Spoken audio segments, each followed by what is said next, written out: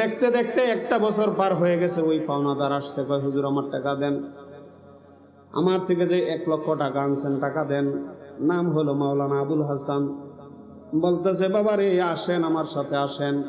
গিয়া এই যে আপনাদের মেগুলা মাদ্রাসার মতো এমন একটা মাদ্রাসা, হাতে ধরিয়া নিয়া বলতেছে আপনার যে টাকা আনছিলাম এই টাকা দিয়া এই যে এই ঘরগুলি আমি বানাইছি, এই ঘরের মালিক আমি না, এই ঘরের মালিক হলো মদিনা শরীফে সবুজ গম্বুজের নিচে দুজাহানের বাদশা নবী কামলিওয়ালা শুয়াস। ওই মদিনা শরীফের বাদশা নবী মুহাম্মদুর রাসূলুল্লাহ মাদ্রাসার মালিক, এই ঘরের মালিক। আমি নিজের ঘর বানাই নাই, এই টাকা দিয়া নবীর ঘর বানাইছি। আল মাদ্রাসাতু বাইতুর রাসূল, মসজিদগুলি আল্লাহর ঘর আর মাদ্রাসাগুলি হলো নবীর ঘর। বলে আমার ঘর বানাই নাই, নবীর ঘর বানাইছি। এই ঘরের মালিক মদিনা শরীফের সবুজ গম্বুজের নিচে আরাম করতেছে, ওনার থেকে গিয়া আপনার টাকা বুঝিয়া লন। এই ঘরের মধ্যে এই যে দেখেন ছোট ছোট বাচ্চাদেরকে আল্লাহর কালাম শিখানো হইতেছে, খানার দোয়া শিখানো হইতেছে, ঘুমের দোয়া শিখানো হইতেছে, 5 কালিমা শিখানো হইতেছে। মুসলমান হইতে পারে না যে সমস্ত জিনিস না জানলে, এই সমস্ত জরুরি জিনিসগুলো তাদেরকে শিখানো হইতেছে।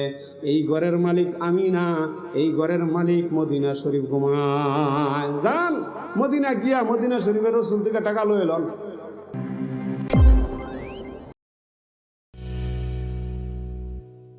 إن الحمد لله نحمده ونستعينه ونستغفره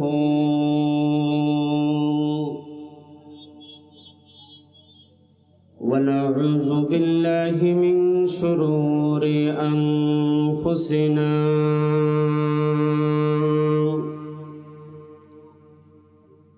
ومن سيئات أعمالنا.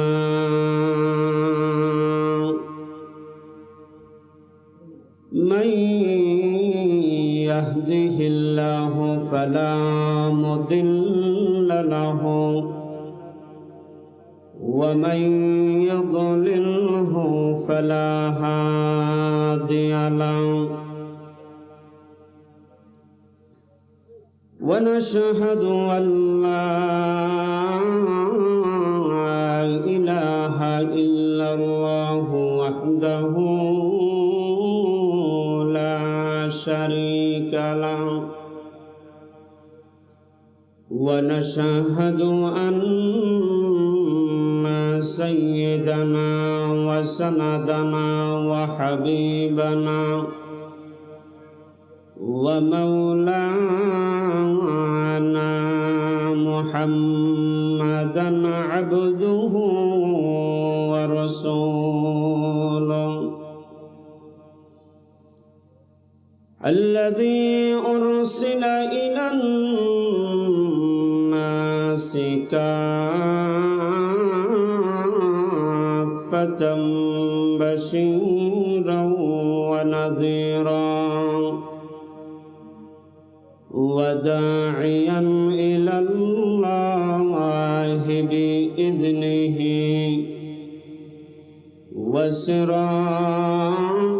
وسراجا منيرا.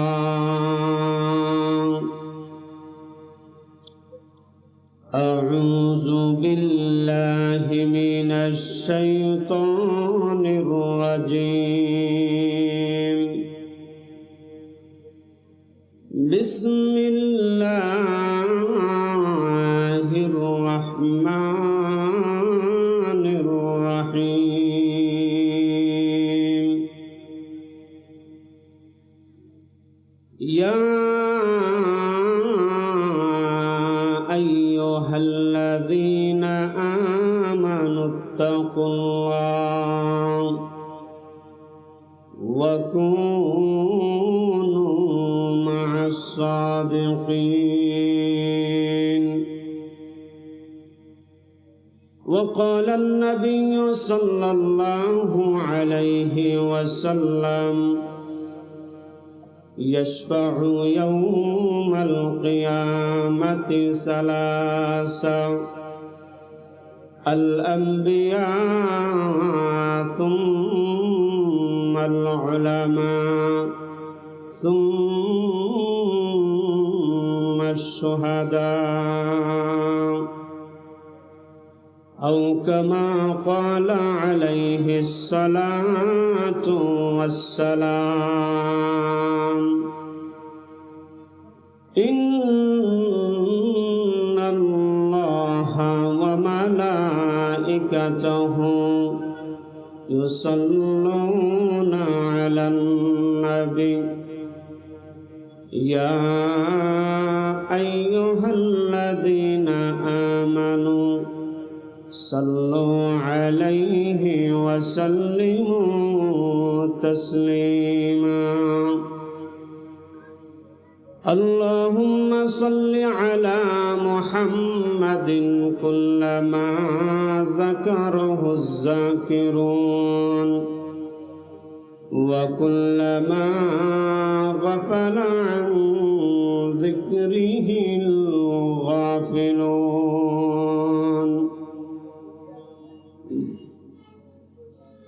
জীবনের চাইতে বেশি ভালোবাসি যারে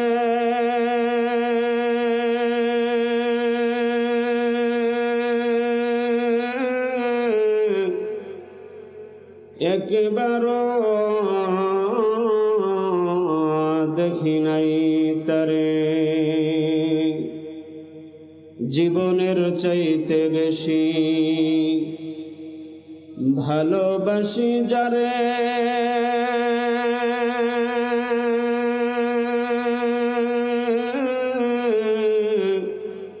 একবারও দেখি নাই তারে জানি না আমার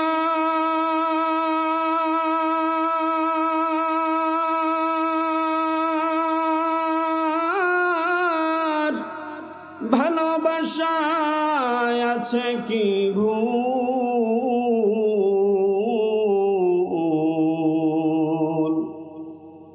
একবার হলেও দেখা দাও হে প্রিয় রাসূল বালাগাল উলা বিকামালিহি কাশাফাদ দুজা বিজামালিহি হাসনাত জামিউ খিসালিহি সাল্লু আলাইহি ওয়া আলিহি লা ইলাহা জোরে মোহাব্বতে আল্লাহর জিকির করলে লাভ না লস একটু মুখটা খুললা আল্লাহকে সুন্দর মতো ডাক দেন আল্লাহ পাকের নাম যত বলবেন ততই তো অন্তর পরিষ্কার হবে জোরে লা ইলাহা আরো জোরে লা ইলাহা মাশাআল্লাহ লা ইলাহা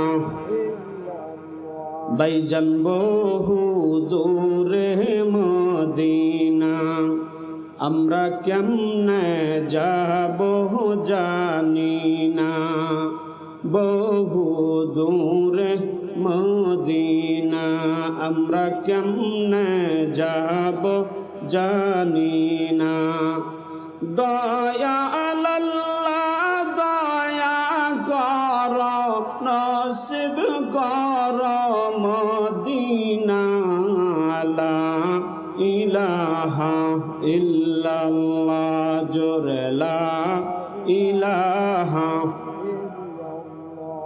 লা ইলাহা ইল্লাল্লাহ মুহাম্মাদুর রাসূলুল্লাহ সাল্লাল্লাহু আলাইহি ওয়াসাল্লাম। ঐতিহ্যবাহী ঢাকা জেলার অন্তর্গত দোহার থানাধীন মেঘুলা দারুল উলুম রওজাতুল ইসলাম মাদ্রাসা ও এতিমখানার বার্ষিক ওয়াজ ও দোয়ার মাহফিলের অত্যন্ত শ্রদ্ধাভাজন সভাপতি নেহায়াত কাবিল ইহতিরাম মুআজ্জাজ মুকাররম হযরত উলামা ইকরাম, উপস্থিত সমবেত সর্বস্তরের প্রাণপ্রিয় মুসলমান ভাইয়েরা, পর্দার অন্ত আড়ালে অবস্থানরত অত্যন্ত শ্রদ্ধেয় মা বোনেরা, সর্বপ্রথম সেই মহান রব্বুল আলামিনের দরবারে অসংখ্য অগণিত শুকরিয়া আদায় করছি যে মহান রব্বুল আলামিন অত্যন্ত দয়া করে, মায়া করে, ভালোবেসে আজকের এই বেহেশতের বাগানে জান্নাতি সামিয়ানার নিচে আসার এবং বসার তৌফিক দান করেছেন। সেই মহান প্রভুর দরবারে বিনয় অবনত চিত্তে, শ্রদ্ধা জড়িত কণ্ঠে, হৃদয়ের সর্ব আবেগ ও ভালোবাসাকে উজাড় করে মন ভরে, প্রাণ ভরে কালিমাতে শুকর আদায় করি আলহামদুলিল্লাহ। সম্মানিত উপস্থিতি, আপনারা আজকের এই মাহফিলে আসতে পেরে এবং বেহেশতের বাগানে বসতে পেরে খুশি না বেজার? আপনাদের গ্রামে কি এই কয়জন লোক হয়ে আছে? আরো আছে লোক নাকি এডিও? এখানে যে কয়জন লোক আছেন যদি পার্সেন্টেজ হিসাবে গণনা করি, মানে শতকরা 2% বা 3% লোক আসেননি। বাড়ির কাছে এরকম বেহেশতের মেলা মিলাইয়া দূর দূরান্ত থেকে আলেমুলামা দাওয়াত দিয়া মাইক, প্যান্ডেল, এত সুন্দর আয়োজন করে আপনারা যদি বাড়িতে বসে থাকেন তো এই ওয়াজ দিয়ে কি লাভ? ঠিক নেই? আল্লাহ, সব তো মুসলমান ওই এলাকায় নাকি? একটু কুয়াশা বেশি, একটু ঠান্ডা, এর সে ঠান্ডা কাজও, ঠান্ডার সময় মানুষ অনেক কিছু করে, ওই সময় ঠান্ডা ঠান্ডা মনে হয় না। দিনই কাজে, নেকের কাজে মানুষ কষ্ট স্বীকার করতে চায় না। আজকে এই মাদ্রাসার বাগানে, বেহেশতের বাগানে আপনারা আসছেন, যারা আসছেন আলহামদুলিল্লাহ, আপনাদের কপাল বড় ভালো। আপনারা নেককার, ভালো মা বাবার ভালো সন্তান আপনারা, আল্লাহ আপনাদেরকে পছন্দ করছে, এই জন্য আপনারা আসতে পারছেন। এই জন্য বলি আলহামদুলিল্লাহ। যারা আসে নাই তাদের এখন আসা দরকার আছে না নাই? ওই রাস্তায় যে দোকানে দেখে আসছি যে লোকগুলো ঘুরতেছে, এড়িয়ে আসলো এই ছোট ভ্যান্ডেলে জায়গা হইতো না। ঠিক না বেঠি? আমার কথা বুঝেননি আপনারা? এই ঢাকার পাশাপাশি নারায়ণগঞ্জ এলাকা, বেশি হয়তো ব্যবধান না, কিছু কিছু শব্দে পার্থক্য থাকতে পারে, না বুঝলে আমাকে বলেন। সম্মানিত হাজিরিন, মাদ্রাসার মাহফিল, এই জন্য আমি আপনাদের খেদমতে সূরা তাওবার 119 নম্বর আয়াতে কারিমা এবং বিশ্বনবী সরকারে দুজাহা নবী মুহাম্মদ আরবি সাল্লাল্লাহু আলাইহি ওয়াসাল্লামের অসংখ্য হাদিস থেকে ছোট্ট একখানা হাদিস আপনাদের খেদমতে পাঠ করেছি। আল্লাহ তাআলা যেন তৌফিক দান করে হাদিস এবং আয়াতের সমন্বয়ে কিছু আলোচনা করার, এমন কিছু জরুরি কথা বলার এবং শোনার তৌফিক দান করে, যেই কথাগুলি আগে আমার এবং আপনাদের এবং অত্র এলাকায় যত মানুষ আছে মুসলমান সকলের জন্য হেদায়েতের এবং কাল কিয়ামতের নাজাতের উসিলা হয়, এমন কিছু জরুরি কথা যেন আল্লাহ তাআলা জবান দিয়ে বের করে দেয়। সকলে বলি আমিন। আল্লাহ তাআলা এই ছোট্ট আয়াতের মধ্যে বলেন, ইয়া আইয়ুহাল্লাযীনা আমানু আমানুত্তাকুল্লাহ, এ দুনিয়ার ইমানদাররা তোমরা আল্লাহকে ভয় করো। কাকে ভয় করার কথা বলছে? আল্লাহকে। ওয়াকুনু মা'আস সাদিকিন, এবং সাদিকিনদের সাথে চলাফেরা করো। আয়াতে দুইটা বক্তব্য। একটা বক্তব্য হলো আল্লাহ বলেন আল্লাহকে ভয় করো, দ্বিতীয় বক্তব্য হলো নেককারদের সাথে চলো। শাব্দিক বিবেচনা করলে দেখা যায় দুইটা সাইড, দুইটা দিক। একটা হলো ভয়, আরেকটা হলো নেককারের সাথে চলাফেরা। দুইটা সাইড আলাদা, দুইটা চ্যাপ্টার। কিন্তু মুফাসসিরিন একরাম এই দুইটাকে একই চ্যাপ্টারের ভিতরে ঢুকাইছে। কিভাবে? একটু গভীর মনোযোগ দিলে ইনশাল্লাহ বুঝতে পারবে। আল্লাহ তাআলা বলেন আল্লাহকে ভয় কর। ভয় করলে কি লাভ? আল্লাহর ভয় যদি কারো ভিতরে থাকে, সে কোনোদিন গুনাহ করতে পারবে না, সে কোনোদিন পরের হক নষ্ট করতে পারবে না, আরেকজনের জমি, আরেকজনের বাড়ি দখল করতে পারবে না, আরেকজনকে জোর করে দোকান থেকে উঠাই দিতে পারবে না। নাফরমানি কাজ করতে তার দিলটা বাঁচবে। আল্লাহর ভয় যার দিলের ভিতরে আছে, এই জন্য আল্লাহ বলেন তুমি আমাকে ভয় করো, আল্লাহকে ভয় করো। আল্লাহকে ভয় করলে তোমার জাহের এবং বাতেন সব ঠিক হয়ে যাবে। দুনিয়ার জীবন ঠিক হয়ে গেলে, ইসলাহ হয়ে গেলে, আখিরাতের জীবন তোমার জন্য সহজ হয়ে যাবে।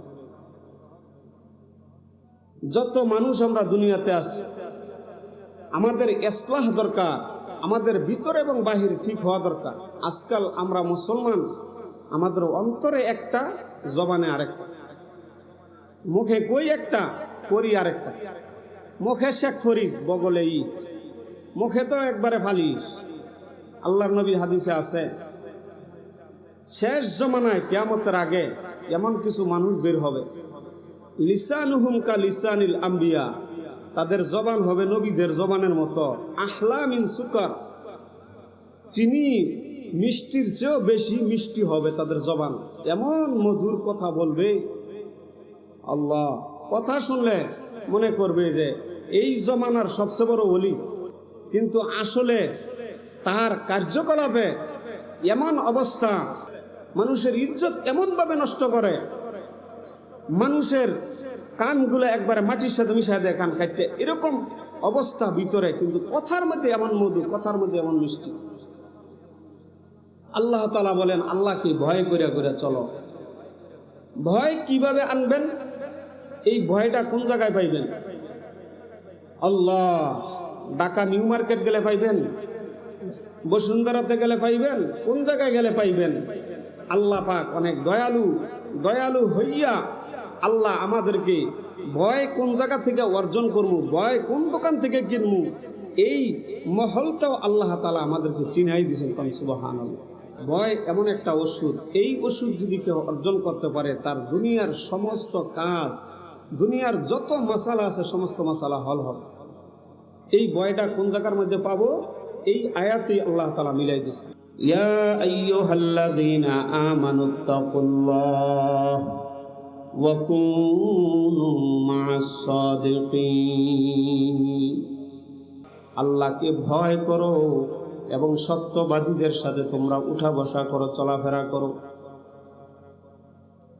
আল্লাহর ভয় কোন জায়গায় গেলে পাইবা? দুনিয়ার কোনো মার্কেটে পাওয়া যায় না, দুনিয়ার কোনো শপিং মলে পাওয়া যায় না।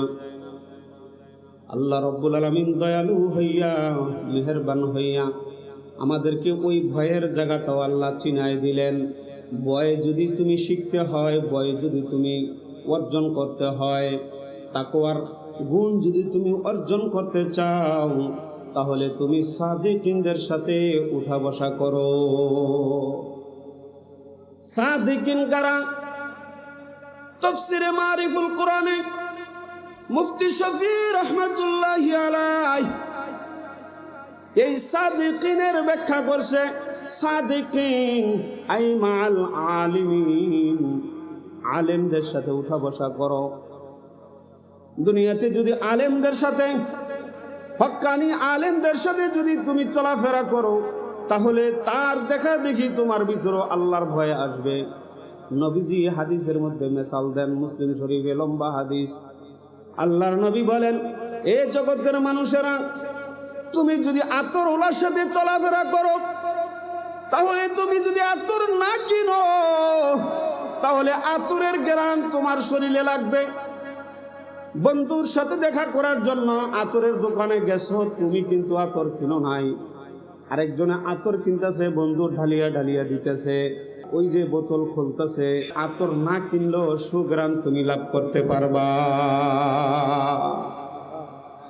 আর যদি তুমি কামারের সাথে চলো, কামার লোহা গরম করিয়া দাও, কাশি বানায়, এমন কামারের সাথে যদি তুমি চলাফেরা করো, তাহলে তুমি যদি আগুনের কাজ নাও করো, আগুনের আংরা যদি তোমার শরীরে নাও লাগে, আগুনের ধোঁয়া হইলেও তোমার গায়ে লাগবে।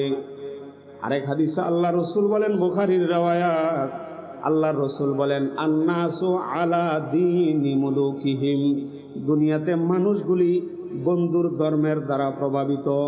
বন্ধু যেই পথে চলে, বন্ধুর চাল চলন যেরকম, বন্ধুর মেজাজ যেরকম, যে যার সাথে চলে তার মেজাজও এরকম হয়ে যায়। আলেমের সাথে চলাফেরা করেন, মনে করেন মসজিদের ইমাম সাহেবের সাথে আপনি চলতেছেন, আসর তো বাজারে যাইবেন, এমন সময় ইমাম সাহেবের পিছনে পিছনে আপনি যাইতেছেন, ইমাম সাহেবের মানুষের সালাম দেয়, আপনাকেও সালাম দেয়, ইমামের সাথে হাত মিলাই মুসাফা করে।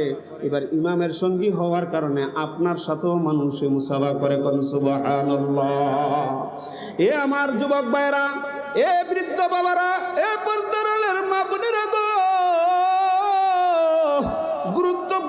মেসাল আল্লাহর নবী দিলেন। আল্লাহর নবী বললেন, তুমি যদি আলেমের সাথে চলাফেরা করো, আলেমরা দুনিয়াতে আল্লাহকে সবচেয়ে বেশি ভয় পায়। আল্লাহকে সবচেয়ে বেশি আলেমরা ভয় পায়। ইন্নামা ইয়াখশাল্লাহা মিন ইবাদিহিল উলামা। দুনিয়াতে আলেমরা আল্লাহকে সবচেয়ে বেশি ভয় পায়। আপনারা অনেকে মনে করবেন, হুজুর গো, আলেম হইয়া তো কত খারাপ কাজ করে, কত অকারেন্সের সাথে জড়িত। এই জন্য আল্লাহ মহাজ্ঞানী, আল্লাহ মহাপরাক্রমশালী, আল্লাহ রব্বুল আলামিন এই আয়াতের মধ্যে সাদিকিন শব্দটা বললেন, মাআল আলিমিন শব্দ বলে নাই। মাআল আলিমিন শব্দ বললেও পারত, যেহেতু মুফাসসিরিন একরাম সাদিকিন শব্দের ব্যাখ্যা করছে আলিমিন দিয়া। সাদিকিনের ব্যাখ্যা মুফতি শফি রহমতুল্লাহ আলাইহি কি দিয়া করছে? আলেম দিয়া। কি দিয়া? কথা কন, তাইলে আমি একটু সামনে বাড়তে পারি। কি দিয়া? আলেম দিয়া। কিন্তু আল্লাহই তো ডাইরেক্ট এখানে আলেম শব্দ উল্লেখ করে দিতে পারতেন। আমার ভাইয়েরা, আল্লাহ রব্বুল আলামিন সব আলেমকে জাতির রাহবার বানানো উদ্দেশ্য না। সব আলেমের কথা আল্লাহ রব্বুল আলামিন বলে নাই। যদি আলেম বলতো তাহলে সমস্ত আলেম এটার ভিতরে ঢুকিয়ে যাইতো। কিন্তু আলেমদের মধ্যে যেই আলেমের ভিতরে আল্লাহর ভয় আছে, যেই আলেম নিজের এলেমকে, নিজের আমলকে, নিজের জাতীয়তা মর্যাদা বোধকে রক্ষা করিয়া চলতে পারবে, ওই আলেম ওই সাদেকিনদের জামাতের ভিতরে ঢুকতে পারবে। কোন সুবহানাল্লাহ। মুফতি শফি রহমতুল্লাহ আলাইহি আলেমিন ব্যাখ্যা করলেন, আর আল্লাহ রাব্বুল আলামিন আলেম না বললে সাদেকিন কেন বললেন? যুগে যুগে জমানার পরিবর্তনে এমন কিছু আলেম তৈরি হবে যারা রাতারাতি পরিবর্তন হয়ে যাবে। হক্কানি আলেম না, কিছু বেজাল আলেমও থাকবে। আমার ভাইয়েরা, আলেমদের সাথে চললে আপনার কি লাভ? আলেমদের সাথে কেন চলতাম হুজুর? কি মেসেজ নিয়ে আপনি ওই নারায়ণগঞ্জ থেকে এখানে আসলেন? আলেমের সাথে চললে কি হবে? আপনার এলাকায় আলেম আছে। এই যে আজকে মাদ্রাসা, এখানে কি তৈরি করা হয়? আলেম তৈরি করা হয়। মাদ্রাসা হলো কোরআনের বাগান, মাদ্রাসা হলো বেহেশতের বাগান। এখান থেকে আলেম শিক্ষা দিয়া দিয়া ছাত্রদেরকে আলেম বানায়া তৈরি করিয়া জাতির সামনে রাহবার বানায়া পাঠায় দেওয়া হয়। এই মাদ্রাসা হইল এই মেঘুলা দারুল উলুম মাদ্রাসা। কোন সুবহানাল্লাহ। এখান থেকে ছাত্ররা এই যে একটু আগে পুরস্কার দিল, তারা পরীক্ষায় পাশ করছে, হাফেজ হবে, কারি সাহেব হবে, আলেম হবে। এরপরে সারা জগতের মধ্যে গিয়া মানুষকে আল্লাহর দ্বীন পৌঁছাইবে। এরা আবার ছাত্র তৈরি করবে, এরা আবার ছাত্র তৈরি করবে। এইভাবে যুগের পরে যুগ কিয়ামত পর্যন্ত এই কোরআনের সিলসিলায়, ইলমের সিলসিলা চলতে থাকবে। কোন সুবহানাল্লাহ। আমার ভাইয়েরা, আপনারা বলতে পারেন, হুজুর আলেমের সাথে চললে কি লাভ? দুনিয়াতে কিছু লাভ আছে, সবচেয়ে বেশি লাভ হবে আখিরাতের জিন্দেগিতে। দুনিয়াতে কি লাভ? যেই মানুষ আলেমের সাথে চলে, আলেমকে বন্ধু বানায় চলে, এই মানুষ সহজে দ্বীনের রাস্তা থেকে গোমরা হয় না। আমাদের মাঝে একটা গ্রুপ এই সম্প্রতিকালে গোমরা হয়ে গেছে। তাদের আলেমদের সাথে সম্পর্ক না থাকার কারণে তারা গোমরা হয়ে গেছে।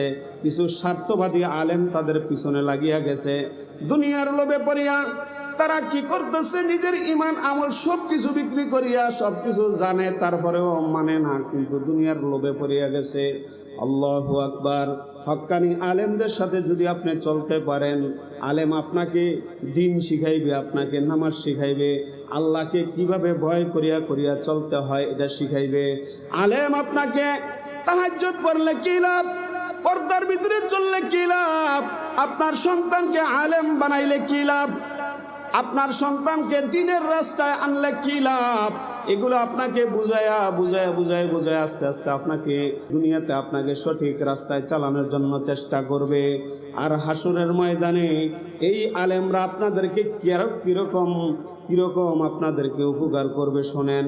আল্লাহর নবীর হাদিস, মেশকাতের রওয়ায়াত, ইয়াশফাউ ইয়াউমাল কিয়ামাতি সালাসা আল আম্বিয়া সুম্মাল উলামা সুম্মাশ শুহাদা। আল্লাহর নবী বলেন, এ জগতের মানুষেরা, কিয়ামতের দিন মাথার আধা উপরে সূর্য চলে আসবে, সূর্যের যতগুলি মুখ আছে সমস্ত মুখ দিয়া হাসরের ময়দানে তাপ দিবে। আমার ভাইয়েরা, এই জমিন তামা তামা হয়ে যাবে, মানুষের মগজ গলতে গলতে বাতের মারের মতো পড়িয়া কারো হাঁটু পানি, কারো কোমর পানি, কারো সাঁতার হবে। এমন কঠিন মুসিবতের দিনে যে সমস্ত মানুষ আলেমদের সাথে সম্পর্ক, 3 শ্রেণীর মানুষ আল্লাহর আদালতে দাঁড়াইয়া বান্দাদের জন্য আল্লাহর সামনে সুপারিশ করবে। কোন সুবহানাল্লাহ। ইয়াশফাউ ইয়াউমাল কিয়ামাতি সালাসা আল আম্বিয়া। 1 নম্বরে নবীরা উম্মতের জন্য সুপারিশ করবে, সমস্ত নবীগণ তাদের গুনাহগার উম্মতের জন্য সুপারিশ করিয়া করিয়া জান্নাতে নিয়ে যাবে। 2 নম্বরে সুপারিশ করার পারমিশন পাবে হযরত উলামায়ে কেরাম, জামানার আলেমরা। 2 নম্বরে আপনাদেরকে সুপারিশ করিয়া করিয়া জান্নাতে নিয়ে যাবে। হুজুর, আলেমের সাথে চললে কি লাভ? দুনিয়াতে সঠিক রাস্তায় চলতে পারবেন, মরার পরে এই আলেম আপনাকে হাত ধইরা আল্লাহর জান্নাতে নিয়ে ঢুকাইবে। কোন সুবহানাল্লাহ। আমার ভাইয়েরা, হাদিস শরীফে আছে, মান করাল কুরআনা ফাস্তাজহারাহু ফাহাল্লা হালালাহু ওয়া হাররামা হারামাহু আদখালাহুল্লাহুল জান্নাহ ওয়া শাফাহু ফি আশরাতিন মিন আহলি বাইতিহি কুল্লুহুম কদ ওয়াজাবাত লাহুন নার। যেই ব্যক্তি আল্লাহর কোরআন শিখলো, আল্লাহর কোরআনের হুকুম অনুযায়ী আমল করলো, নিজের জিন্দেগিটা আল্লাহর বাঁচানো তরিকায় চললো, হাসরের ময়দানে আল্লাহ রাব্বুল আলামিন ওই আলেমকে, ওই হাফেজকে জান্নাতের পারমিশন দিয়ে দিবেন। জান্নাতে যাও, জান্নাতের পারমিশন দিয়ে দিবেন, তুমি জান্নাতে যাও। আল্লাহু আকবার। এবং একজন হাফেজে কোরআনকে আল্লাহ রাব্বুল আলামিন কমপক্ষে 10 জন লোককে জান্নাতে নিয়ে যাওয়ার পারমিশন দিবে। একজন হাফেজ কমপক্ষে 10 জন লোককে সুপারিশ করিয়া জান্নাতে নিতে পারবে।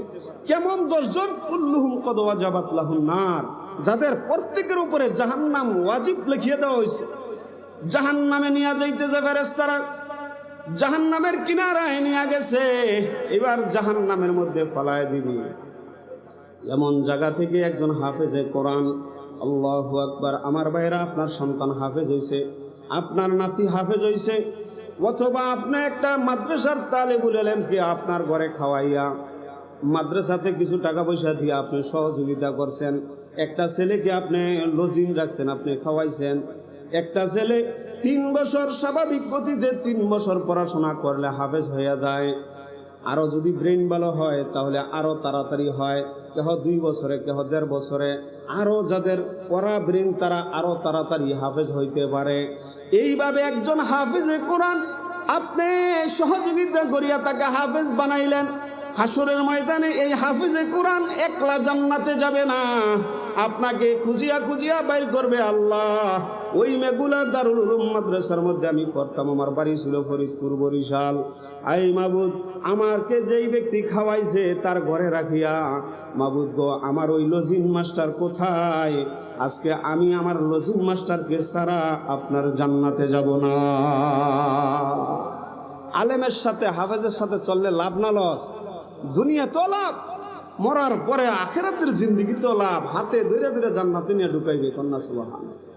আমার ভাইয়েরা, এই আলেমরা, এই হাফেজরা আপনাদের জন্য দিনের ধারক বাহক। কত কষ্ট করিয়া করিয়া মাদ্রাসাতে লেখাপড়া করাইতেছে। অনেক মাদ্রাসায় এমন আছে যেই মাদ্রাসায় ঠিক মতো বেতন দিতে পারে না। মসজিদের ইমাম সাহেবরা 7,000, 8,000, 10,000 টাকা বেতন, মাদ্রাসার শিক্ষক 10,000, 8,000 টাকা বেতনে চাকরি করে। ঠিক না বে ঠিক? জোরে কর না, ঠিক নেই? আপনার এলাকায় হয়তো এলাকা উন্নত হিসাবে আর একটু বেশি হইতে পারে। এমনও এলাকা আছে 5,000 টাকা বেতন এখনো আছে না নাই? আমার বাবাজিরা, একটা জালমুড়ি যেই ব্যক্তি বেচে, রাস্তার মোড়ে মোড়ে দাঁড়ায়া যে ব্যক্তি জালমুড়ি বিক্রি করে, আমরা বিক্রি করে, এই লোকটাও দৈনিক কমপক্ষে 1,000 টাকা কামাই করে। ঠিক নেই?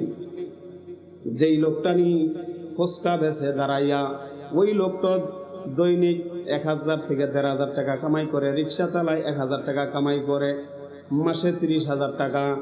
যেই আলেম আপনার সন্তানকে কোরআন শিখাইতেছে, আপনার সন্তানকে দিন শিখাইতেছে, দোয়া কালাম শিখাইতেছে, ওই আলেম যদি মাদ্রাসা ছাড়িয়া, মসজিদ ছাড়িয়া ওই 3 রাস্তার মোড়ে দাঁড়ায় যাইতো জালমুড়ি নিয়া, যদি চিন্তা করত আমি জালমুড়ি বানায় বেচবো, তাহলে আলেম মানুষ নামাজ কালাম পড়ে পাক পবিত্র, এমন মানুষ যদি একটা খানার দোকান দিয়া বসতো, তাহলে মানুষ আনন্দের সাথে তার খানাটা খাইতো। অন্য একটা লোক বিড়ি খায়, সিগারেট খায়, এমন একটা মানুষ যদি দৈনিক 1000 টাকা বেচতে পারতো, তাহলে আরেকজন মানুষ, আলেম মানুষ যদি দোকান দিত, কমপক্ষে 3000 টাকা বেচত। ঢাকার গ্যান্ডারি আমার এক বোনের জামাই তবলিগ করে, পাক পবিত্র, চলতে ফিরতে সব সাফ সুতরা। উনি একটা হালিমের দোকান দিছে, তা আমি মাঝে মাঝে বসে দেখতাম দোকানে। অন্য দোকানটা 2000-3000 টাকা বেচলে উনি 10,000-12,000 টাকা বেচে। মানুষ আগ্রহ করে আসে খাওয়ার জন্য, ওনার চেহারা দেখলে খানা খাইতে মনে চায়। পাক পবিত্র, না পাক কোনো জিনিস না, বিড়ি খায় না, সিগারেট খায় না, দুয়া খাইতে হইব না। ওনার খানাটা খাইলে আমাকে ভাল লাগে, তৃপ্তি লাগে। মানুষ ওই 1 কিলোমিটার দূর থেকে হাইটটা এসে ওনার থেকে খায়। একটা মাদ্রাসার শিক্ষকে যদি গিয়ে দোকান দিত, তাইলে কি অন্যদের থেকে বেশি বেচতে পারতো না? আমার বাবাজিরা, এই আলেমরা আপনাদের পক্ষ থেকে না, আল্লাহর পক্ষ থেকে দ্বীনের দ্বারক বাহক, আল্লাহর পক্ষ থেকে তাদেরকে আল্লাহ যেই দায়িত্ব দিয়ে দিছে, কোরআনের দায়িত্ব, কোরআনের দায়িত্ব, এই কোরআন দুনিয়াতে কিয়ামত পর্যন্ত জিন্দা রাখার মেহনতের দায়িত্ব। শুধু এই দায়িত্বের কারণে তারা পড়িয়া আছে, যায় না সারিয়া। মানুষের বাড়ি থেকে বাঁশ কালেকশন করে, মানুষের বাড়ি থেকে দান কালেকশন করে, পেঁয়াজ রসুন কালেকশন করিয়া করিয়া মাদ্রাসার এতিম ছাত্রদেরকে পালতাছে। এই বাংলাদেশে 40,000-এর উপরে শুধু হেফজখানা, এর মধ্যে অধিকাংশ ছাত্র অসহায়, অনেকের মা নাই, বাবা নাই। এই এতিম ছেলেগুলাকে মাদ্রাসার মধ্যে পালতাছে আলেমরা, কত বড় খেদমত করতেছে। আল্লাহ, এই ছাত্রগুলো যদি মাদ্রাসায় লেখাপড়া না করত, তাইলে হিরুঞ্চিত, গাঁজা খরইতো, বাবা খরইতো, আর দেশের মধ্যে সন্ত্রাস বাড়তো। ঠিক না বেঠি? কত উপকার করতেছে। কিয়ামতের দিন দেখতে পারবেন আলেমের আসল পাওয়ার কাকে বলে। আলেমের পাওয়ারের একটা উদাহরণ দিই, ছোট্ট একটা উদাহরণ। মাদ্রাসার 3 ছাত্র গেছে ওয়াজ শোনার জন্য, ওয়াজ শোনার জন্য গেছে। বড় আলেমার ওয়াজ শুনতে গেছে। ওয়াজ শুনতে শুনতে রাত্র হয়ে গেছে 1টা-1.5টা। ওয়াজের পরে যখন আসতেছে মাদ্রাসায়, এইবার ওই তেপতার মধ্যে আসছে, পরে পুলিশে ধরছে। পুলিশের টহল, পুলিশ ধরে বলছে, এই তোমরা কই থেকে গেছো, এদিকে আসো। কোথায় গেছিলা? স্যার আমরা ওয়াজে গেছিলাম। আরে মিয়া, কি ওয়াজ টোয়াজ রাইট করে, দেশের পরিস্থিতি ভালো না, ওয়াজও গেছে কেরে, আয়ো তোমরা থানাত নিয়ে যাবো। সেকেন্ড অফিসার কয় থানাত লইলো, আগে গাড়ির বইরে থানাত নিয়ে গেছে। এখন তো বিনা অপরাধে থানাত রাখতে পারতো না, তাই এখন আমি ডায়েরি করো, ডায়েরি করবো। জিজ্ঞে তোমার নাম কি? এই চিন্তা করে দেখলো, এখন যদি আমার নামে ডায়েরি লিখে লাই, কেস হয়ে যায়, সকালে সালাম দিয়ে দেয়, তাইলে তো মাদ্রাসার হুজুরও টেনশন করবো, আর আমগরও তো শাস্তি দিব। কেন আমরা না কই আইলাম? এখন একটা কৌশল খাটাই, আমার নাম হইল মিম্মানিয়্যুমনা। মিম্মানিয়্যুমনা, যারা কোরআন শরীফ পড়ছেন, আয়াত আছে না, মিম্মানিয়্যুমনা, তো লেখে মায়ের শিকার মিম্মাকার মিম্মানিয়্যি, এই বানান দর করতে পারেন। আরে মিয়া, এটা কি নাম? এই নাম ছাড়া অন্য কোনো নাম আছে নি? হয় না স্যার, আমার দাদা কোরআন শরীফ পড়তো, কোরআন শরীফের মধ্যে এই আয়াতরা আছে, এই আয়াতরা আমার দাদা খুব পছন্দ করত। আমি যখন হয়েছি, আমার দাদা এই আয়াত দিয়ে আমার নাম লিখে রেছে। এখন আমার এইটাই নাম,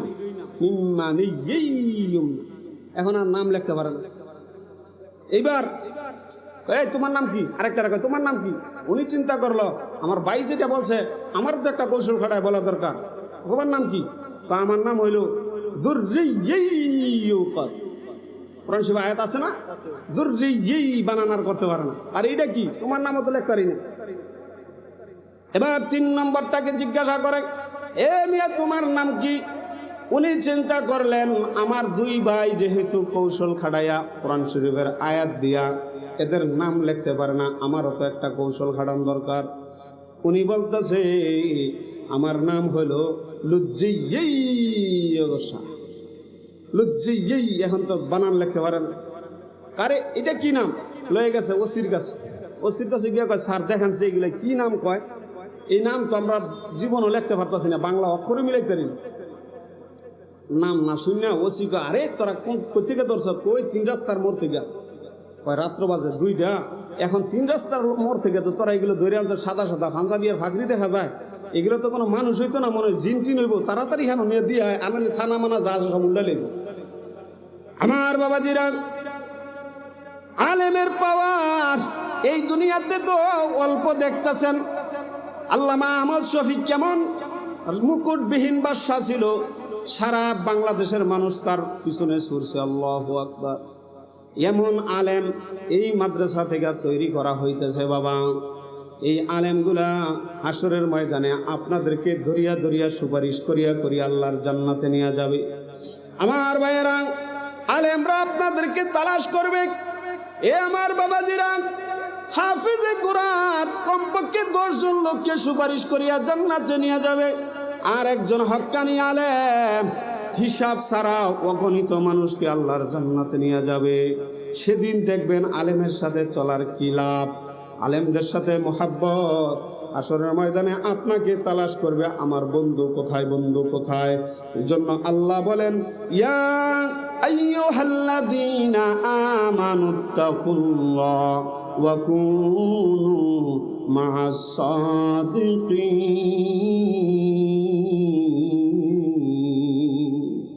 আলেমদের সাথে চলো, সাদিকিনদের সাথে চলো, এই মাদ্রাসাগুলির সাথে সম্পর্ক লাগায়া চলো। আল্লাহর নবীর হাদিস, মেশকাতের রওয়ায়াত, মেশকাতে আল্লাহ রসুল বলেন 3 শ্রেণীর মানুষ এই সুপারিশ করবে। 1 নম্বর হলো নবীরা, 2 নম্বর হলো আলেমরা, 3 নম্বর হলো শহীদরা। শহীদগণ দাঁড়ায় দাঁড়ায় আল্লাহর আদালতে গুনাহগার মানুষের জন্য সুপারিশ করবে। এই 3 শ্রেণীর মানুষ সর্বপ্রথম পারমিশন পাবে। আমার ভাইয়েরা, মেশকাতের সরা মিরকাতুল মাফাতিহ এই কিতাবের মধ্যে মোল্লা আলী কারি রহমাতুল্লাহি আলাইহি এই হাদিসের ব্যাখ্যা করতে গিয়ে তিনি বলেন, আল্লাহর নবী দুজাহানের বাদশা মুহাম্মদুর রাসূলুল্লাহ এইখানে দ্বিতীয় স্থানে উলামা ইকরামের মর্যাদার কথা কেন উল্লেখ করলেন? কারণ মর্যাদা হিসাবে শহীদের দাম তো অনেক বেশি। আল্লাহর রসুল 3 নম্বরে নিলেন শহীদকে, 2 নম্বরে নিয়ে আসলেন আলেমদেরকে। আল্লাহর নবী চিন্তা করিয়া দেখলেন, একটা শহীদের শরীরে যতটুকু রক্ত হয় আল্লাহর দ্বীনের জন্য তার গলা কাটায় শহীদ হয়ে গেছে। উহুদের ময়দানে, বদরের ময়দানে সাহাবায়ে কেরাম শাহাদাত বরণ করছে। একজন মানুষের শরীরে না হয় 1 বালতি 2 বালতি রক্ত হবে।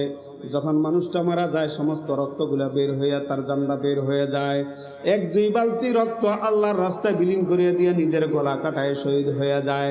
কিন্তু একজন আলেম যেদিন থেকে মাদ্রাসায় ভর্তি হয়েছে, মাদ্রাসা যাওয়ার পরে নুরানি মাদ্রাসার ছাত্রদেরকে চক দেয়, সিলেট দেয়। এই চক সিলেটের মধ্যে আলিফ বা তা সা এই যে লেখা শুরু হইল, লেখতেছে একটা আলিফ ঠিক করার জন্য কতবার লিখতে হয়, বা ঠিক করার জন্য কতবার লিখতে হয়। আমরা উর্দুতে সিন ঠিক করছি, কতবার যে লিখছি কোনো হিসাব নাই। এক একটা অক্ষর ঠিক করার জন্য কত দিস্তা পৃষ্ঠা আমরা শেষ করছি। আলেমদেরকে জিজ্ঞাসা করে দেখেন। আমার ভাইয়েরা, এইভাবে আলেমরা জীবনের শুরু থেকে এই কলমের কারবার শুরু করলো। আলেমরা কলমের কালি দিয়া কিতাব লেখিয়া লেখিয়া মানুষের কাছে দিন পৌঁছাইতেছে। মুফতিরা ফতুয়া দিয়া দিয়া উম্মতকে দিনের রাস্তায় চালাইতেছে। আল্লাহর নবী চিন্তা করে দেখলেন, একজন আলেম জীবনের শুরু থেকে শেষ পর্যন্ত যত এলেমের খেদমত করে, কোরআনের খেদমত করে, তার এই কলমের কালিগুলি কিয়ামতের ময়দানে শহীদের রক্তের সমান ওজন করা হবে। ইউজানু ইয়াউমাল কিয়ামাতি মিদাদুল উলামা কাদমিস শুহাদা। আলেমের কলমের কালি, মুফতির কলমের কালিগুলি হাসরের ময়দানে একত্রিত করিয়া ওই শহীদের রক্তের সাথে ওজন করা হবে। 1 পাল্লাই দিবে শহীদের রক্ত, আরেক পাল্লাই দিবে একজন আলেমের গোটা জিন্দিগির কলমের কালি, দেখা যাবে কলমের কালি বেশি হয়ে গেছে শহীদের রক্তের চেয়ে বেশি। কোন সুবহানাল্লাহ। এই জন্য আল্লাহর নবী মেশকাতের রিওয়ায়াতে 2 নম্বরে আলেমের মর্যাদা নিয়ে আসছেন। আমার ভাইয়েরা, আলেমরা এই মাদ্রাসাগুলি টিকায় রাখতেছে, আলেমরা এই মাদ্রাসাগুলির দ্বারক বাহক। এই শেষ জমানা ফিতনা ফাসাদের যুগ, কিয়ামতের একবারে নিকটবর্তী সময়, এই সময় যদি মাদ্রাসাগুলোকে একটু হেফাজত না করেন, মাদ্রাসার সাথে যদি একটু সম্পর্ক না লাগাইতে পারেন, তাহলে বাবা এই মাদ্রাসাগুলি যদি শেষ হয়ে যায়, তাহলে আমরা দিনের উপরে টিকা থাকতে পারবো না, আমাদের সন্তানগুলোকে মানুষ বানাইতে পারবো না। এক সময় আমরাও আল্লাহ পর্যন্ত বলিয়া যাব। ঠিক না বে ঠিক? এই জন্য মাদ্রাসা দরকার আছে না নাই? এ মাদ্রাসা দরকার আছে না নাই? বাগদাদের এক মাওলানা, নাম হইল আবুল হাসান। কি নাম? জোরে কন। আবুল হাসান। একটু জিকির করেন, লা ইলাহা ইল্লাল্লাহ, লা ইলাহা ইল্লাল্লাহ, জোরে লা। চাঁদ সূরজার গ্রহ তারা আল্লাহ নামের পাগল পারা, আমার আল্লাহ নামের এতই দয়া,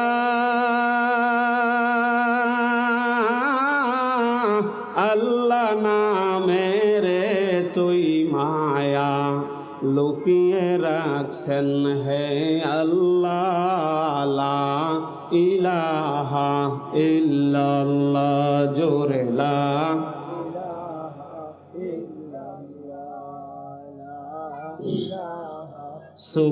সুবহানাল্লাহ, আলহামদুলিল্লাহ, লা ইলাহা ইল্লাল্লাহ, সুবহানাল্লাহ, আলহামদুলিল্লাহ, লা ইলাহা ইল্লাল্লাহ, লা ইলাহা ইল্লাল্লাহ, লা ইলাহা ইল্লাল্লাহ, সুবহানাল্লাহ, আলহামদুলিল্লাহ,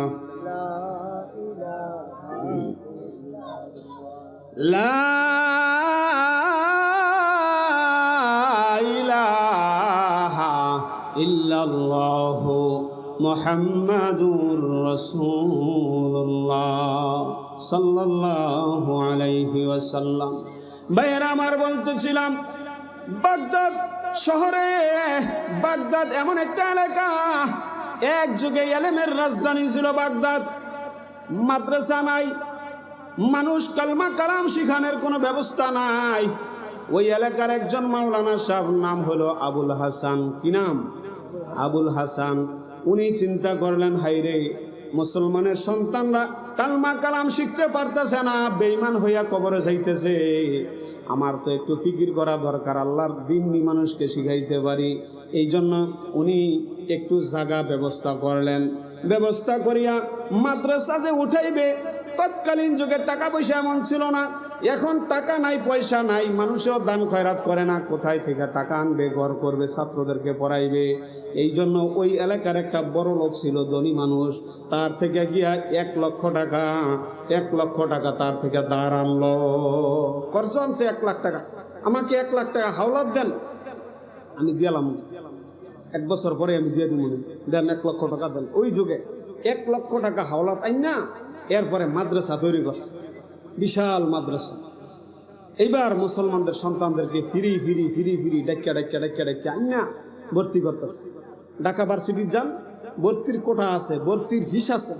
এই ফিস না দিতে পারলে আপনি যত হইবেন, আমি গরিব এতিম, কিছুই শুনতে না। এতিমের মাদ্রাসা স্কুল এটা না, অন্যখানে যাওয়া। ঢাকা ওই সিটি কলেজে যান, দেখেন গা 40, 50, 80 হাজার টাকা ভর্তি। আর মাদ্রাসার মধ্যে ছাত্ররা আসে, হুজুর দিতারি 500 টাকা ভর্তির ফিস, টাকা তো নাই। কত আনছেন? কয় 200 টাকা বাউ করে লইছি। কয় আরে টেহার লিখে থাকবো, আল্লাহর কালাম শিখবেন, দেন দিয়ে দেন, ভর্তি করেন। কোনো কড়াকড়ি নাই, কোনো চাপ নাই, আমরা মাদ্রাসা চালাই। আল্লাহ, কত যে সার দিতেছি মানুষের, সার দিয়ে দিয়ে দেখি দিন শিখাইতে পারছি। লালবাগ মাদ্রাসা হাজী সাহেব হুজুর বলছে, তুমি যদি একটা নুরানি কায়দা পড়াইতারো তারপরও তুমি কোরআনের খেদমত করবা। এই যে হুজুর সবক দিয়ে দিচ্ছে, জীবন মুহূর্ত পর্যন্ত যেন আল্লাহ এই লাইনে রাখ। আমার ভাইয়েরা, ছাত্রগুলি ভর্তি করিয়া করিয়া পড়াইতেছে। দেখতে দেখতে একটা বছর পার হয়ে গেছে। ওই পাওনাদার আসছে, কয় হুজুর আমার টাকা দেন। আমার থেকে যে 1 লক্ষ টাকা আনছেন টাকা দেন। নাম হলো মাওলানা আবুল হাসান। বলতেছে, বাবা রে আসেন, আমার সাথে আসেন। গিয়া এই যে আপনাদের মেগুলা মাদ্রাসার মতো এমন একটা মাদ্রাসা হাতে ধরিয়া নিয়া বলতেছে, আপনার যে টাকা আনছিলাম এই টাকা দিয়া এই যে এই ঘরগুলি আমি বানাইছি, এই ঘরের মালিক আমি না, এই ঘরের মালিক হলো মদিনা শরীফে সবুজ গম্বুজের নিচে দুজাহানের বাদশাহ নবী কামলিওয়ালা শুয়াস। ওই মদিনা শরীফের বাদশাহ নবী মুহাম্মদুর রাসূলুল্লাহ মাদ্রাসার মালিক, এই ঘরের মালিক। আমি নিজের ঘর বানাই নাই, এই টাকা দিয়া নবীর ঘর বানাইছি। আল মাদ্রাসাতু বাইতুর রাসূল, মসজিদগুলি আল্লাহর ঘর আর মাদ্রাসাগুলি হলো নবীর ঘর। বলে আমার ঘর বানাই নাই, নবীর ঘর বানাইছি।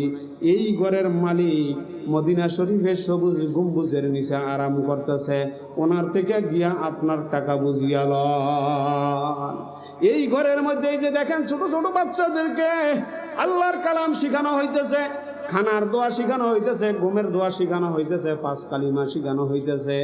মুসলমান হইতে পারে না যে সমস্ত জিনিস না জানলে, এই সমস্ত জরুরি জিনিসগুলো তাদেরকে শিখানো হইতেছে। এই ঘরের মালিক আমি না, এই ঘরের মালিক মদিনা শরীফ। ঘুমায় যান মদিনা, গিয়া মদিনা শরীফের রাসূল থেকে টাকা লয়ে লন। এখন লোকে পড়ছে বেকায়দা, আরে হুজুরে কয় কি, ভালো মানুষ দেখিয়া, ইমানদার দেখিয়া আমি ওনার 1 লাখ টাকা হাওলাত দিছি, আর উনি 1 বছর পরে আজকে এই কথা কয় আমি মদিনা শরীফ থেকে গিয়ে টেয়া লইতাম। এটা কয় কি? কয় না না, এগুলো চলতো না। আমি দিমু কই থেকে, আমি টাকা আইন নাই যে নবীর ঘর বানাইছি, এখানে মাদ্রাসা চালু হয়েছে, এই মাদ্রাসাতে ছাত্ররা কোরআন শিখতেছে। আপনার কাছে ভালো লাগে না? দেখেন সে বাচ্চারা পড়তেছে হাদিস শরীফ, ক্বাল আল্লাহ ক্বাল রাসূল পড়তেছে। এখন বেচারা না সুরবান্দা কয় আমি তো বুঝি না, আমার টাকা লাগবে। আমার ভাইয়েরা, ওই যুগের বাদশাহ ছিল ইনসাফগার বাদশাহ, বাদশাহ হারুনুর রশিদ। বাদশাহ হারুনুর রশিদের রাজ দরবারে গিয়ে বিচার দিছে, বাদশাহ গো, আমাদের এলাকার মধ্যে একজন মাওলানা সাহেব, নাম হলো আবুল হাসান, আমার থেকে 1 বছরের মেয়াদ দিয়ে 1 লক্ষ টাকা হাওলাত নিয়ে মাদ্রাসা বলে বানাইছে, নবীর ঘর বানাইছে। এখন আমার টাকা দেয় না। আমি গেছি, বলে এই ঘরের মালিক মদিনা শোয়া, মদিনা শরীফের রসুল থেকে এই টাকা নেওয়ার জন্য বলতেছে। এখন আপনার কাছে বিচার দায়ের করলাম, আপনি আমার টাকাটা লইয়া দেন। আবুল হাসানকে ডাক দিল, ডাক দিয়া রাজ দরবারে উপস্থিত করছে। বাদশাহ হারুনুর রশিদের রাজ দরবারের প্রধান কাজী ছিল ফজল ইবনে আব্বাস।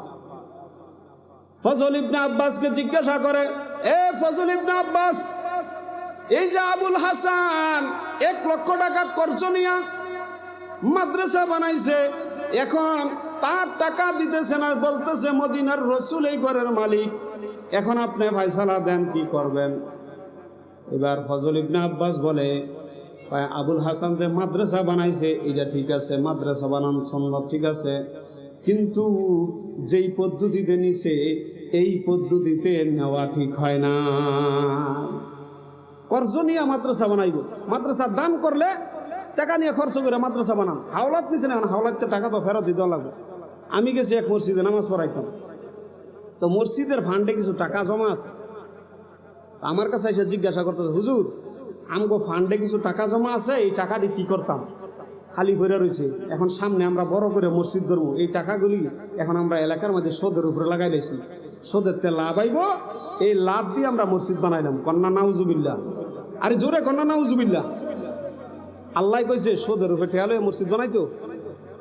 সুদের ওয়াজ করলে আবার কিছু কিছু মুসল্লির মন খারাপ হয়ে যায়, তলে তলে সুদের কারবার করে, মসজিদে গিয়ে আগের কাতার বসে থাকে, আছে না নাই? সুদের সর্বনিম্ন স্তরের গুণ হইল 36 বার নিজের আপন মার সাথে জিনা করা। সুদের 1 টাকা খাইলে এমন গুনাহ হয়, আল্লাহ। আমার ভাইরা, লম্বা কথা, এক মহিলার সন্তান অসুস্থ, নিয়ত করছে আমার সন্তানটা যদি ভালো হয়, সুস্থ হয়, তাহলে আমি 1 কেজি পায়খানা খামু, 1 কেজি পায়খানা খাইব। নিয়ত করছে, নিয়তটা ভালো না খারাপ? খারাপ নিয়ত, বুঝে না মূর্খ মানুষ। আমার ফলাটা যদি ভালো হয় আল্লাহ, তাহলে আমি 1 কেজি পায়খানা খাবো। এখন আল্লাহর হুকুম মর্জি, তার ফলা ভালো হয়ে গেছে, ভালো হয়েছে। এবার মহিলা তো আর পায়খানা খায় না, তা স্বপ্নে দেখায়, এ মহিলা, তুমি যে নিয়ত করছিলা 1 কেজি পায়খানা খাইবে, তোমার ফলা ভালো হয়েছে, তাড়াতাড়ি খাও না, কে না খাইলে আবার অসুস্থ হয়ে মরে যেতে রাখে। এখন বেডি পড়ছে বিপদে। মসজিদের ইমাম সাহেব গিয়া কয়, হুজুর আমি তো এরকম নিয়ত করে লাইছিলাম ভুলে, এখন আল্লাহ তো আমার ছেলেরে সুস্থ করছে, এখন আমি পায়খানা কেমনে খাই? পায়খানা কি মানুষ খায়? নাউজুবিল্লাহ। এখন আমি এই স্বপ্ন, আমার এই নিয়ত কেমনে ভাঙ্গি কন? আমি তো বারবার স্বপ্ন দেখতেছি এই জিনিস, আমার ফলা মরেও যেতে রাখে। কি করতাম? যখন মানুষ বিপদে পড়ে, সিফাত পড়ে, তখন ইমাম সাহেবের কাছে যায়, ঠিক না বেঠিক? ঢাকা মেডিকেল থেকে বাফেরে ফেরত দিছে, ক্যান্সার হয়েছে, আর বাঁচত না। এবার মসজিদের ইমাম সাহেবের কাছে, হুজুর আমার বাপের লেগে একটা দোয়া করেন, একটা খতমে সাফা করেন, আমার বাবার জন্য একটু দোয়া করেন। তখন ইমামদের কাছে শেষ ঠিকানা, ঠিক না বেঠি? আলেমরা আছে বলে আপনাদেরকে সঠিক রাস্তায় এখনো চালাইতেছে। তো হুজুরে কয়, আচ্ছা একটা কাজ করেন, আপনাকে এলাকার মধ্যে কেউ সুদ খায় এমন আছে? কয় হুজুর, হ, আমার বড় জেঠাই সুদ খায়। আপনার বড় জেঠার ঘরে গিয়া দুপুরে ভাত খাইবেন, ভাত খাইয়া আপনি হাত পা ধুইবেন না ওনার বাড়িতে, হাত ধুইবেন বাড়িতে ইয়া। যদি ওনার ঘরে এক বেলা খাইতে পারেন তাহলে আপনি 1 কেজি গু খাওয়া হয়ে যাবো। মহিলা গিয়া বাড়িতে গিয়া বড় জেঠারে কয়, জেঠা আপনার ঘরে আগামীকাল দুপুরে আমি কটা ভাত খাইতাম। তো কয়, বেডি খাবি, অসুবিধা কি? তুই আমার বাতি দিয়ে আমার ঘরে ভাত খাইলে সমস্যা কি? আয়ো। আচ্ছা, দুপুরে গেছে পরে প্লেটে ভাত দিছে, খাইছে, খাওয়ার পরে হাত না ধুয়ে বাড়িতে এসে পড়ে, তারে হাত দিয়ে যা, পানি আছে হাত দিয়ে যা। কয় না, হাত বাড়িতে গিয়ে ধুম। এবার বাড়িতে এসে দেখে হাতের মধ্যে পায়খানার গন্ধ হয়, খাইয়াইছে বাপ, এখন গন্ধ আসে পায়খানা। সুদের টাকা খাওয়া আর পায়খানা খাওয়া তো সমান, ঠিক না বেটি? ওই মসজিদেতে টাকা জমা, টাকা তার সুদ লাগাইছে, মসজিদ বানাইতো। আল্লাহ কইছে সুদের উপরে টাকা লই মসজিদ বানাইতো? আল্লাহর নবীও কয় নাই কর্জ লইয়া হাওলাত কইরা আমার ঘর বানাও, আমার মাদ্রাসা বানাও। এখন আবুল হাসান যে কামটা করছে, মাদ্রাসা বানাইছে সুন্দর হই, কিন্তু কামটা পদ্ধতিটা ঠিক হয় নাই। ফজল ইবনে আব্বাস ফয়সালা দিল যে তার পদ্ধতি ঠিক না, কি করা? টাকা জামনে পারার ব্যবস্থা করে দিয়ে দাও, আগামী শুক্রবার তোমার এই মামলা আবার কোর্টে উঠবে, যদি টাকা না দিতে পারো তাইলে ফয়সালা হবে, তুমি জেলখানায় বন্দী হইবা। আমার বাবাজিরা, কথা সংক্ষেপ, এ আমার মুরব্বী বাবাজিরা, গভীর মনোযোগ। এমন একটা যুগ ছিল, মানুষের মাঝে টাকা পয়সার হাহাকার ছিল। এখন গ্রামে অনেক মানুষ, ধনী মানুষ আছে, লক্ষপতি তো বহুত আছে, কোটিপতিও বহুত আছে, কিন্তু কোটিপতি হইলে কি হবে? এই মাদ্রাসার প্রতি মন দেয় না, ঠিক না বেঠি? মাদ্রাসা আপনাদের তো বিল্ডিং আলহামদুলিল্লাহ অনেক জায়গায় যায়, শুধু টিনের ঘর। আল্লাহ, টাকাওয়ালারা টাকা লয়ে বই রয়েছে, কিন্তু মাদ্রাসার প্রতি মন নাই। 10,000 টাকা মাদ্রাসায় দিলে একটা কাজ করতে পারে, খবর নাই। কিন্তু গানের জন্য টাকা চাইলে পাগল হয়ে যাবো, কই মমতাজ রে লই যাই, 1 লাখ টাকা আমি দিব, ঠিক না বেঠি? এই হলো মুসলমানদের ইমান। আমার বাবাজিরা, বাদশাহ হারুনুর রশিদের দরবারে একটা পাগল থাকতো, বাহলুল পাগল। ওই বাহলুল পাগল মজজুব টাইপের আল্লাহর ওলি ছিল। বাহলুল পাগল হঠাৎ করে বিকাল বেলা বালুর মধ্যে আঙ্গুলে আঁকিয়া কিয়া ঘর বানায়। আল্লাহু আকবার। বাদশাহ তার রানীকে নিয়ে ভ্রমণে বের হয়েছে, দেখে বাহলুলে আঙ্গুলে বালুর মধ্যে আঁকিয়া ঘর বানাইতেছে। আমার লম্বা ঘটনা বলা উদ্দেশ্য না, শুধু এই কথার সাথে মিলে একটু এক্সাম্পল নিয়ে আসছে। আমার বাবাজিরা, বাদশাহ টিপ্পনি কাটিয়া জিজ্ঞাসা করে, এ বাহলুল, তুমি এখানে কি করো? বলে, বাদশাহ, আমি ঘর বানাইতেছি। তোমার ঘরের স্ট্রাকচার কি? এই যে ড্রয়িং রুম, এই যে ডাইনিং রুম, এই যে বাথরুম, এই যে বেডরুম, এইভাবে বুঝাইতেছে। বলে, তোমার এই ঘর কি করবা? বালুর ঘর দিয়ে তুমি কি করবা? বলে, আমি এই ঘর বিক্রি করব। তোমার এই ঘর কে কিনবে? দাম কত? আমার এই ঘরের দাম হলো 1 লক্ষ টাকা। কত? 1 লক্ষ টাকা। 1 লক্ষ টাকা দিয়ে যদি তোমার এই ঘর কিনে, তাহলে কি লাভ হবে? আমি পাগলের কথা বিশ্বাস করে যেই লোকে বালুর বানানো 1 লক্ষ টাকার ঘর কিনবে, আল্লাহ তাকে বেহেশত দিয়ে দিবে। কোন সুবহানাল্লাহ। বেহেশত তার একটা ঘর দিবে। মানুষ বেহেশত দিতে পারে? মানুষের ক্ষমতা নাই বেহেশত দেওয়া। আমার ভাইয়েরা, আল্লাহ ওয়ালারা আল্লাহর পক্ষ থেকে ইলহাম পাইয়ে বিভিন্ন সময় বিভিন্ন কেরামতি জহের করে, বলতেছে কেহ যদি আমার কথা বিশ্বাস করিয়া কিনে তাহলে সে জান্নাতে ঘর পাইব। বাদশার তেমন বিশ্বাস হইল না, কিন্তু মা বোনেরা গো, আপনারা পর্দার আড়ালে বসে আছেন, একটু মনোযোগ দেন। বাদশার স্ত্রী রানী জোবাইদার বিশ্বাস হয়ে গেল। গলার মধ্যে যে একটা হার ছিল, ওই যুগের 1 লক্ষ টাকার চেয়ে বেশি দাম হবে। এই হারটা খুলিয়া দিয়া পাগলের হাতও দিল, বলে পাগল নাও, আমার এই দামি 1 লক্ষ টাকার চেয়ে বেশি দাম হবে। এই হার দিয়া আমি তোমার বালুর বানানের ঘর তোমার কথার উপর বিশ্বাস করে আমি কিনলাম। কোন সুবহানাল্লাহ। কিনা লাইছে ঘর। বাদশায় জানলে জানছে, না জানলে না, চলে গেছে। আল্লাহ। এইবার বাড়িতে গিয়া রাত্রে বিবির সাথে যখন শুয়েছে, গলা হাত দিয়ে দেখে গলার মধ্যে ওই হার নাই। জিজ্ঞাসা করে, বিবি হার কই? হার দিয়ে তো বাহালুলিতে আমি 1 লক্ষ টাকা জান্নাতের ঘর কিনছি। আরে তুমিও তো হের মতন পাগল হয়ে গেছো। সৌদি আরব আমি 7 বছর ছিলাম। যারা গেছেন মক্কা শরীফ হজ করার জন্য, থাকার জন্য, বড় বিল্ডিং আছে গরিওয়ালা টাওয়ার, এই টাওয়ারে আমি কম্পিউটারে কাজ করতাম, অ্যাকাউন্টসে 7 বছর। কাবাগর জানালা দিয়ে দেখা যায়। আল্লাহ। যারা হজ করতে গেছেন মিনা, মুজদালিফা, আরাফা, এদিক দিয়ে দেখছেন নহরে জুবাইদা, মুআল্লিমরা বলে নহরে জুবাইদা, রানী জুবাইদা ইরাকের দজলা নদী থেকে খাল খনন করিয়া মক্কা শরীফে হাজিদের জন্য মিষ্টি পানির ব্যবস্থা করছে। এমন খেদমত করে গেছে ইসলামের জন্য রানী জুবাইদা। বিবি হার কই? তো হার দিয়ে তো ইয়ে কিনা লাইছি, বেহেশতের ঘর কিনা লাইছি। এইটা একটা কাম করলা? হ্যাঁ পাগল দেখে তুমি পাগল হইবা? কয় না পাগল না, আমি বুঝা শুনেই করছি। এ বিবি আমাকে একবারও জিজ্ঞাসা করলো না, এই হারটা আমি বিবাহের সময় তোমাকে উপহার দিছিলাম। বলে স্বামী, এখন তো আমি হারের মালিক, আমার জিনিস দিয়ে আমি যেটা খুশি সেটাই করতে পারবো, আমার বিশ্বাস হয়েছে আমি কিনা লাইছি। এইবার আমার ভাইয়েরা, স্বামী বাদশাহ হারুন রশিদ রাগ হইয়া অন্যদিকে ফিরিয়া শুয়ে আছে, স্ত্রী আরেক দিকে ফিরিয়া শুয়ে আছে। বাদশার ঘুম ধরিয়া গেছে। ঘুমের ঘরে দেখাইতেছে সুন্দর সাদা শুভ্র একটা বিল্ডিং। জিজ্ঞাসা করে এই বিল্ডিং কার? কয় বাদশাহ হারুন রশিদের স্ত্রী রানী জুবাইদা। আমি তো হারুন রশিদ, আমার স্ত্রীর বিল্ডিং বানাইতেছে জান্নাতের ভিতরে, দেন আমি একটু ঘুরে দেখতে যাই। কয় না না না, যার ঘর হাই ঢুকতে পারবো, আপনার দেওয়া হবে না। ফিরে আসলো। স্বপ্ন যখন ভাঙছে, এবার বিবিরে কয় না স্বপ্নে যেটা দেখছে, মনে মনে চিন্তা, আবার গিয়ে বাহালুলিতে এই ঘর কিনতে হইব। পরের দিন বিকালে কয় চলো আবার আজকে ঘুরে আসি।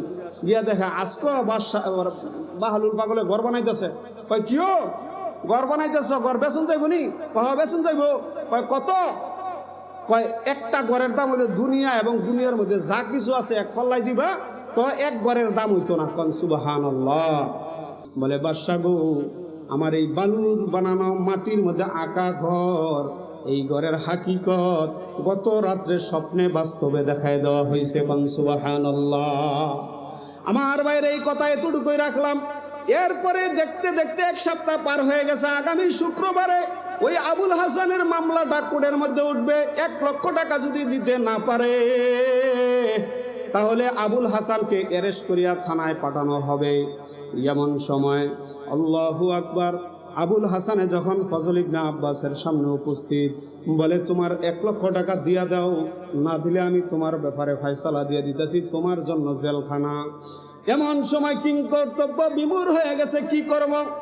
আবুল হাসান আর কোনো পদ্ধতি পাইতেছে না, এবার কি করবে? আমার ভাইয়েরা, এমন সময় বাহলুল পাগল হঠাৎ করে রাজ দরবারে উপস্থিত, এই আঙ্গুলের মধ্যে হাতটা লয়ে এইভাবে ঘুরাইতেছে। বলে কে কিনবা 1 লক্ষ টাকা দামের এই হার? 1 লক্ষ টাকার হার কে কিনবো? এখন মন্ত্রী, উজির, উমারা সবাই দেখতেছে এই হার 1 লক্ষ টাকা না, ওই যুগের আরো বেশি দাম আছে। এমন দামি জিনিস কিনতে পারলে, এবং এটা মাঝে মাঝে রানীর গলায় দেখতো এই হার, সবাই কয় আমি কিনবো আমি কিনবো। এবার বাদশাহ কয় মন্ত্রীরা, আমার স্ত্রীর হার, এটা তোরা কিনবি কেমন? এটা আমার হার, আমি কিনবো 1 লক্ষ টাকা দিয়া। এবার বাহলুল পাগলের হাতে 1 লক্ষ টাকা দিল, দিয়া হাতটা বাদশাহ ফেরত নিল। এইবার ফজল ইবনে আব্বাসকে বলে, এই যে আমার হাতে 1 লক্ষ টাকা আছে, এই 1 লক্ষ টাকা যদি আমি আবুল হাসানের পক্ষ থেকে যদি পরিশোধ করে দেই, তাইলে আবুল হাসানের কি ফয়সালা হবে বলেন? আমার ভাইয়েরা, এইবার ফজল ইবনে আব্বাস বলে, এ বাহলুল পাগল, তুমি যদি আবুল হাসানের পক্ষ থেকে তার ঋণ যদি আদায় করিয়া দিতে পারো, তাহলে আবুল হাসানকে তোমার কাছে হস্তান্তর করিয়া দেওয়া হবে, তুমি তার মালিক, তুমি যেটা খুশি সেটা করতে পারবা। সে ঋণ মুক্ত হয়ে গেল, জেল মুক্ত হয়ে গেল। বলে নেন নেন, এই 1 লক্ষ টাকা ওই পানাদারকে দিয়া দেন। দেওয়ার পরে এবার আবুল হাসানকে লইয়া বাহলুল পাগল রাজ দরবার থেকে বের হয়ে গেছে। বের হইয়া এইবার বাহলুল পাগল আবুল হাসানকে টানে একদিকে জঙ্গলের দিকে, আবুল হাসান টানে আরেক দিকে। কারণ জানে বাহলুল পাগল তার মাথা ঠিক নাই, তার সাথে গেলে আমাকে জঙ্গলে নিয়ে যাবে, আমি যাইতাম না।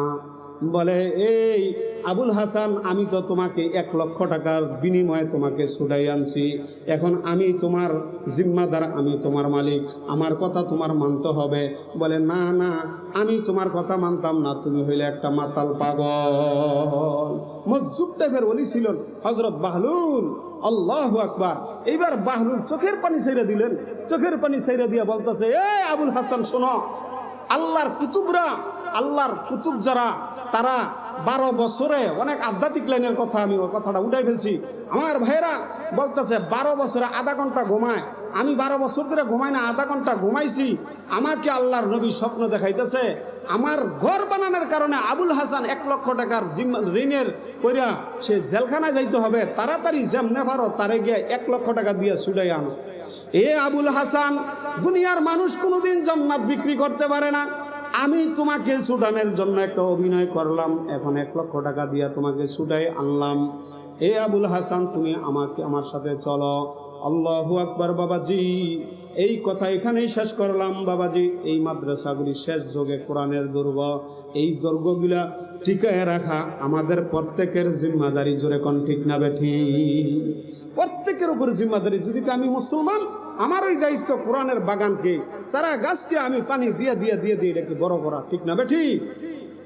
এই জন্য বাবা, কোন ভাই আছে যে হুজুর, আমি এই মাদ্রাসার জন্য, এই কোরআনের বাগানের জন্য আমি 50,000 টাকা, আমার কষ্টের টাকা, কষ্টে উপার্জিত টাকা, নবীর ঘর বানানোর জন্য হুজুর আমি 50,000 টাকা এই মাদ্রাসার জন্য দান করব। 1 নম্বরে হুজুর, আমার মা নাই, আমার বাবা নাই, আমার মা বাবার নামে 50,000 টাকা হুজুর লেখেন। আজকের মাহফিলের সভাপতি, সেক্রেটারি, সহসভাপতি, কেশিয়ার, ওনারা আসেনি, বিশেষ অতিথিবৃন্দ, হ্যাঁ, ওনারা যদি থাকে তাইলে ওনাদেরকে স্টেজে নিয়ে আসেন। আমার ভাইরা 1 লক্ষ টাকা, 1 লক্ষ টাকার দিয়া ওই নবীর ঘর বানাইছে। 1 লক্ষ চাই নাই। আমাকে মোহতামিম সাহেব হুজুর বলছে, হুজুর কমাই চাইয়েন। আমি তো জানি ঢাকার মানুষ, আপনারা পয়সাওয়ালা মানুষ, আমার টার্গেট ছিল 1 লাখ হয়েছে। এখন ছোট করে চাইছি, যদি কেউ দেওয়ার ইচ্ছা থাকে আলহামদুলিল্লাহ। ঢাকাতে অনেক লোক ব্যবসা বাণিজ্য করেন, আপনারা অনেকের দোকানপাট আছে, অনেক ধনী মানুষ, ধনী এলাকা আপনারা, আপনাদের কাছে আমি এই নবীর ঘরটা আমানত রাখলাম ওই আবুল হাসানের মতো। আল্লাহ, কোন ভাই আছে হুজুর, আমি 50,000 টাকা, আমার ছেলে বিদেশ আছে, সৌদি আরবে, আপনাকে দোহারে অনেক ছেলেদের সাথে আমরা চলতাম, হ্যাঁ, যে হুজুর আমার ছেলেরা বিদেশ আছে, আমি 50,000 টাকা ব্যাঙ্গে ব্যাঙ্গে অল্প অল্প করে দিয়ে দেন হুজুর, আমার নামে 50,000 টাকা লেখেন, আমার নামে 50,000 টাকা লেখেন। একটু হিম্মত করেন বাবা, একটু হিম্মত করেন। 50,000 টাকা বেশি না।